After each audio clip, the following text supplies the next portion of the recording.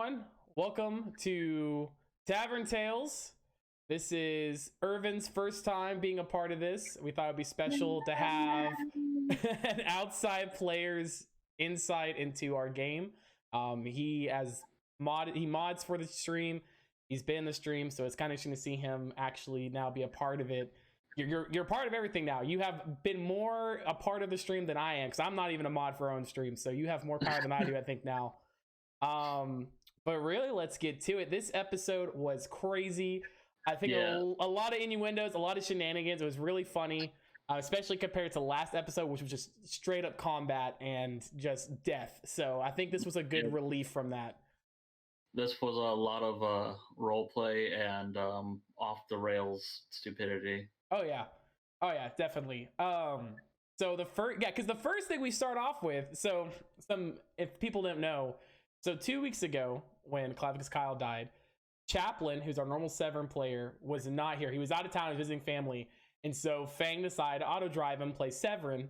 And so when they had the funeral for Clavicus Kyle, he decided as Severn had just gotten this beautiful like saber-tooth cloak, fangs on it. He was like, it's all part of my aesthetic now as a primordial using cleric. I love it. And Fang took the executive decision to say, yeah, he throws that in there. We're gonna bury that with him. And so as we got into the stream this last week, Fang tells as they started fading, goes, oh, by the way, you don't have your cloak anymore. And Chaplin was like, I'm getting my cloak back immediately. I'm digging that body back up. So we start off with him desecrating Clavicus Kyle's grave. He had a change of heart. Yeah. And he's trying to justify it. He's like, oh, I just decided this wasn't, I need to put something else in there. And it was just so funny. Drogus at one point put a hot spell on him, so he was like digging with his elbows and I don't know. It was just wild. There was so many jokes that happened just in the beginning. Clearly, he was already on that wild weed. Yeah, he keeps the wild greens is what he calls it. Yeah, that's what it was. Which is something like I've noticed that now. I don't know if this is gonna be a continued thing for Severn, but his personality definitely has completely changed. He went from moody and brooding. He would kind of some sassy jokes, but really he was more moody and brooding. In this episode, he was very witty, sassy, making jokes left and right. It was complete different personality change, and it was hilarious. Yeah, I don't know if that's just because of the herbs, right? Or if this is like a new leaf. Oh, haha! So a new green leaf. Maybe it's some way for him to deal with loss. Maybe it could be that's how he's coping, is by maybe taking himself mentally out of there.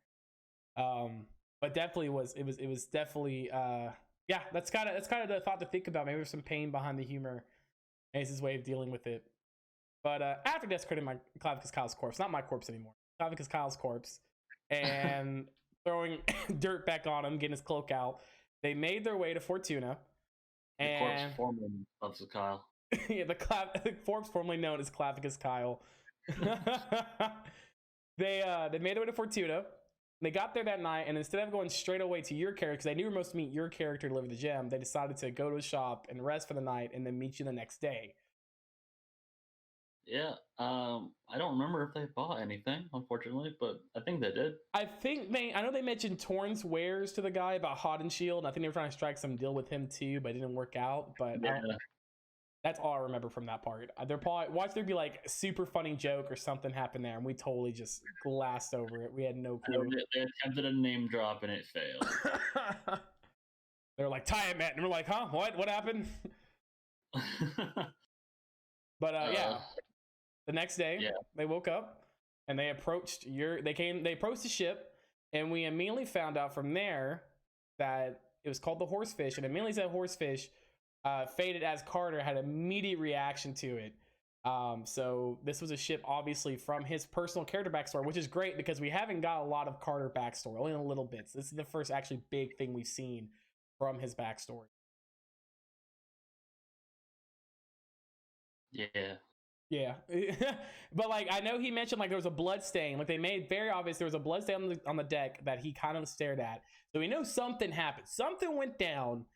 And someone died or got hurt really bad or something, and that's all we know. So maybe the next episode we'll find out more information. I don't know, but this is like the first stepping stone, I feel like, to unraveling what actually happened in his past. But from there, they met your character. So how did you feel? How did Irvin feel meeting this ragtag group of 3 who just showed up on his ship that he's been working on?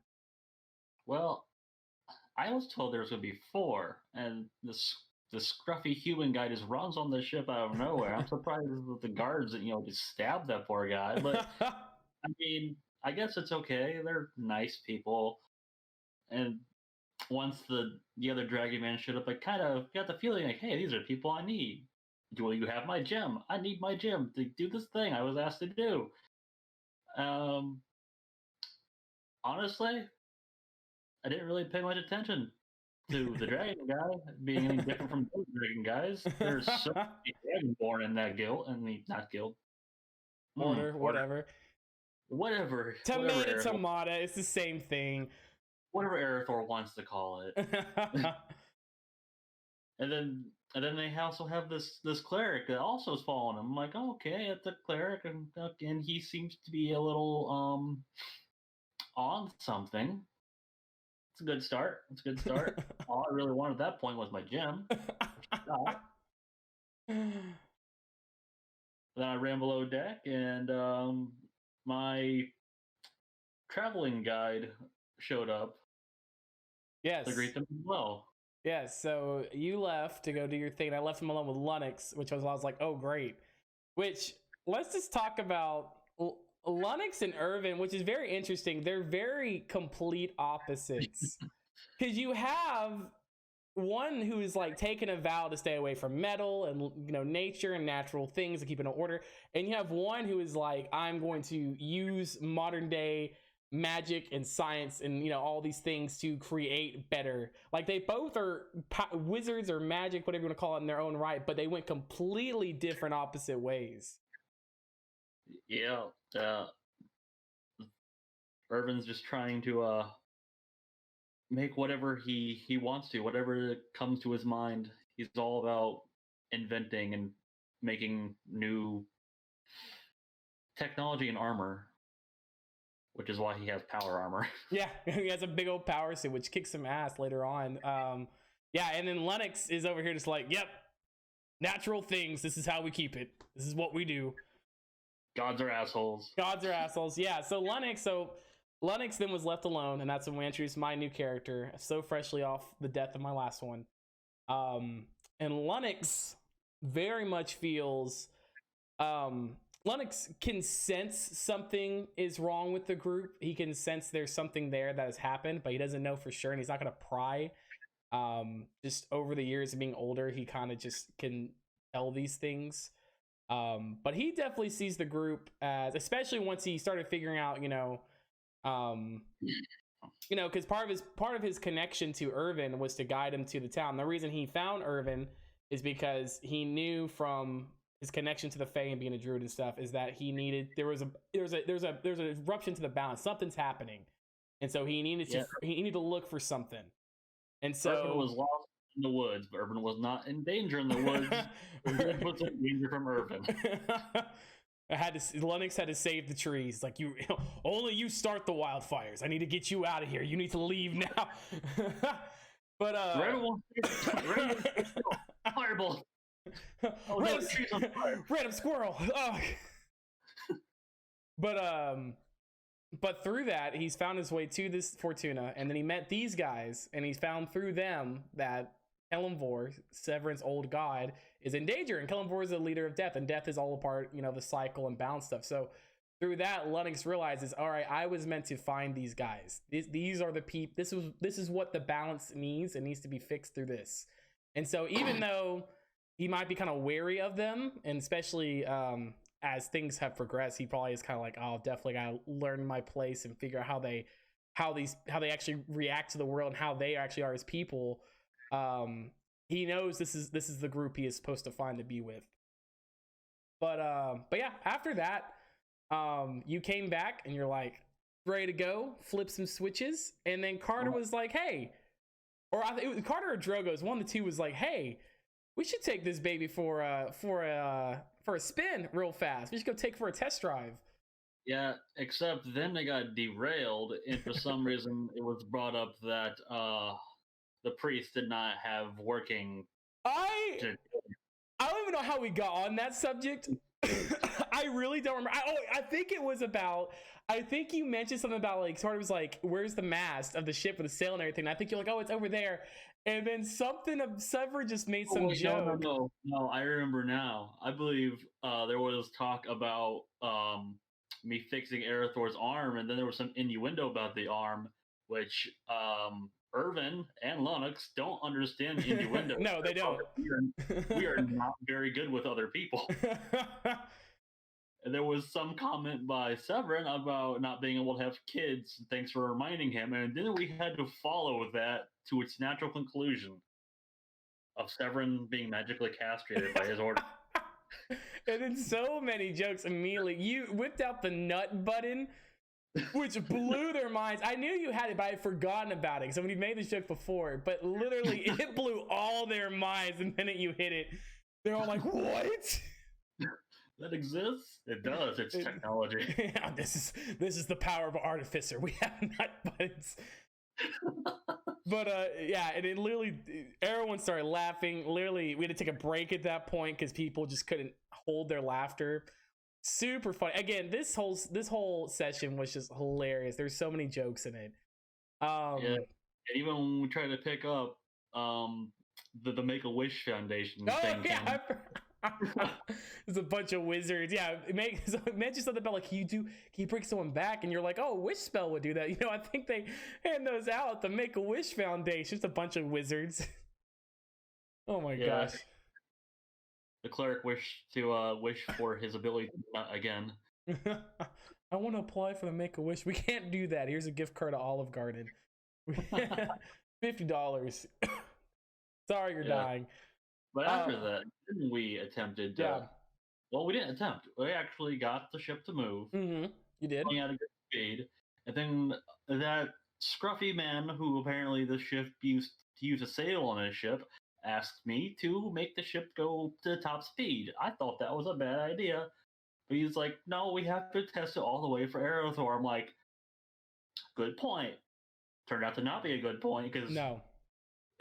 The ship went way too fast. Yep. And then said Scruffy Man Peach decided to tell me, can this ship make sharp turns? Oh my god. I knew. I demonstrated that it could, and we all fell down. Yeah, we almost died. I think everybody except for like two of us fell to the ground, including you. You were the one that fell on the ground, which is like the last person we wanted to fall off because you're driving the damn thing. And yeah, so, and then they're like, oh, let's go and just drop the anchor. That'll solve the problem. Let's just do that while we're still going full speed, making a turn. I was like, yeah, great. We had made the turn. We were, at that point, permanently stuck going in a giant water donut.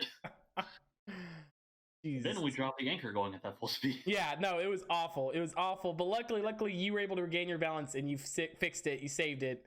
So we didn't go crashing into the side or flipping the boat over. Yep, no one died. No one died again. And then for some reason, this scruffy man Peach pushed you into the water. He did! He pushed Lennox into the water. And I don't understand why he did that. But he did. He pushed Lennox in the water. But luckily, unknowns to him, Lennox can do animal shit. I turned into a tuna. Yeah, yes, you turned into a tuna. He wasn't ready for that. No. I was really hoping they would all jump on him and be like, you just killed him and he's not swimming back to the surface. He's drowned. You just drowned him. He's drowned. I was really hoping that's what they would go with. They actually were trying to go with that, but then I showed up and corrected them. Like, no, and then they pushed him off the ship anyway. My god. They decided to try to water ski on the ship as we went back. I'm not sure how well that went. He probably was just like flapping behind on the water. He did survive, and we found you back at the ship as one very wet pussycat. Yes, definitely one whap. I was, yeah, but you know what? And you know, he was kind of like, no hard feelings, and Lennox was like, no, not at all. I think there's a little bit of hard feelings. Lennox isn't a hateful person, but definitely will prank someone back, I guess, in that situation. But yeah, after that happened, we decided as a group that was like, all right, it's time to move back to Hot and Shield. Now that everything's done, you've gotten the boat in the working order you need to get it worked in. You got your power armor, which everyone was like, what the hell is this when they saw that? Which of course Lennox was like, oh my god, that monstrosity. Yes, that was after you guys went to the Bass Pro Shop. And went to Bass Pro Shop, the apothecary. I don't know why the apothecary is called Bass Pro Shop. It's called Bass Pro Shop. It's weird. But The shop was called Bass Pro Shop. I honestly don't remember which one. But there's a turtle inside. Carter bought a book on potion making. I bought a flower for my hair because I like to be beautiful. And You lost when you got dunked. Yeah, I lost my last flower. Very precious to me. But then yeah, you got your power armor. Aaron was impressed by that, and then we made our way off to Hot and Shield. And about a few hours in, it got dark. We decided to camp. We found a camp actually that was pre-made by some people. It didn't have tents, but it clearly had like a fire pit set up, and there was clear signs someone had been there. Yeah, and they left a note saying this is for anybody who is traveling, they want someone to rest their night, they can have this. So we took the advantage of taking that, and Lennox went and hunted for food, grabbed some rabbits and stuff, brought them back, and we had our dinner. But unfortunately for us, there were other creatures out there that hadn't had the chance to get their own meal, and they thought it'd be easier just to come take our own. And so we were jumped by apes all around us. Yes. And, yeah. And we got to demonstrate our particular set of skills to our new friends. My skill was roaring and doing plant shit. Your skill was blow shit up and punch it. Yes, punching things with thunder gauntlets is always helpful. Always helpful. Always prescribed by a doctor. But no, yeah, it was cool. And I think, as Lennox, it gave him a chance to see who he really was signing up to traveling with too, like seeing their skills as well, seeing what they could do. The Carter dude just hitting a tent the whole time. I don't know what the hell what he was doing. He just went in there and never came out. Yeah, and that Dragonborn seemed to have issues actually hitting things. Yeah, but the cleric was actually doing some shit. He was hitting things up. He summoned some spiritual weapon and was chopping away at things. So he obviously is pretty powerful. Altogether, it was a pretty straight up good fight, but then there was something coming towards us. Yes. Something big in the tree lines. Yes, it was shaking the ground. The trees were shaking. We didn't get to see what it was till the session ended, but definitely I think we're about to have our little boss fight. About to see what happened. We unfortunately didn't hit level 5. We were going to hit level 5, but since we ended it right there, we didn't hit level 5. I'll have to tune in next week to find out what we're fighting. Yeah, I'm curious to see what we're fighting too. What are your predictions? Do you think my prediction is just going to be a really big monkey? Yes, a giant ape, a Donkey Kong. A Donkey Kong just kidnaps Carter and runs away. We gotta go save him. Yes, but of course, due to legal reasons, it will be called Danky Kang. Danky Kang. Oh my god, dude. But no, yeah, this was fun. This was interesting. Another side note I can mention this is that Lennox speaks Primordial, and he knows about the Primordials. He doesn't follow them or anything, but he knows of them because Lennox knows of gods and stuff. And Lennox, though he doesn't respect gods, he understands they have a point. There's a purpose for them, and that they have to be in part of the balance. The Primordial cleric does not speak Primordial. Yeah, so to him that was kind of a tip off that like he is kind of new to his positioning, and that's kind of when we got in the conversation about well, who were you serving before this, and we talked about Kellenvor and stuff. So definitely Lennox, even though he's not any more powerful than they are, he's more experienced, I guess you would say, in his purpose in life and in life in general. So he can it'll be kind of interesting seeing this older 50-year-old Leon hanging out with all these young humans and Dragonborn. So you're the oldest. Yeah, you're the oldest of the group. Yeah, Irvin's 182. If anybody had picked up on, he kept calling everyone a young man. Yeah, he doesn't quite understand the age difference and what it means to younger races. Yeah, even though you look very much youthful and better looking than Lennox, you were definitely Lennox's elder. Irvin looks like he's like 20, like a 25-year-old if he was a human, but he's actually 182. Yeah, it's called that great moisturizer. Oh yeah, that's another thing he makes his artificers just age-defying moisture cream. Make millions of gold. But yep, use it every day. I think that is pretty much it. I think we got everything. This is going to be a longer episode, but I think just so much happened. Just so much happened we had to discuss. This wasn't one where like normally it's like point A to point B, we fought something. This was definitely a longer one. So I apologize for that. If people who watch this, I apologize for how long this episode was. But yeah. Yep. And then the next session, we will fight whatever is in those tree lines. Whatever the tree lines, and probably make our way to Haunted Shield. End Irvin's little entry story there, and obviously, you'll be there still.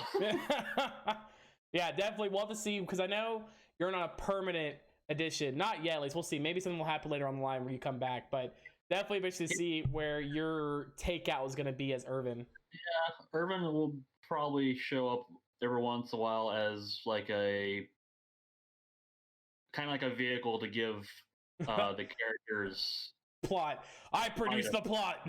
Irvin is the plot. Well, yes, he can produce plot, but he's also there to produce items because he is an artificer. He makes things. But which is definitely useful.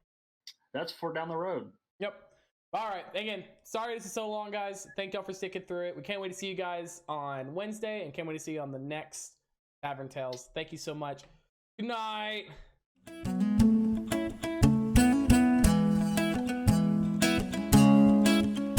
All through it all, it's a family. But can they stop evil from spreading? Soldiering on in sorrow and fun. And this is Crit Force One.